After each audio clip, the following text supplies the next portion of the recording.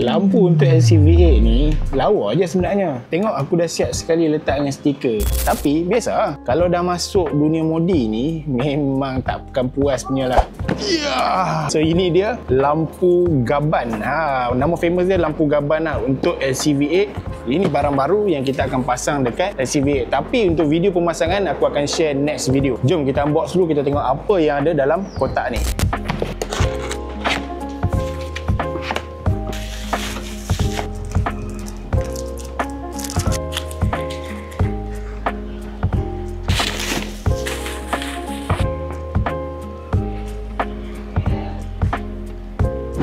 Okey, so untuk lampu ni kalau kita tengok dekat depan ni ataupun hampa tekan back kuning dekat bawah, hampa akan ada 3 pilihan. Boleh pilih sama ada nak color merah, biru ataupun putih, geng. Dia punya atas lining ni dia boleh tukar-tukar color lah. So dia bagi sekali dengan remote untuk kita set up lah kita nak color apa, untuk kita ambil gambar ke ataupun nak placing ke kan. Boleh sesuai.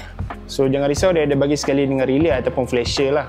So yang ni kena tukar, kalau tak nanti bila kita buka lampu ataupun kita buka segini dia akan jadi klip-klip tu jadi laju. Jadi untuk proses pemasangan nanti aku akan share next video. So hampa follow dulu. Harga dia tak mahal pun, geng. Check back kuning dekat bawah. Kita jumpa di next video. Bye bye. Assalamualaikum.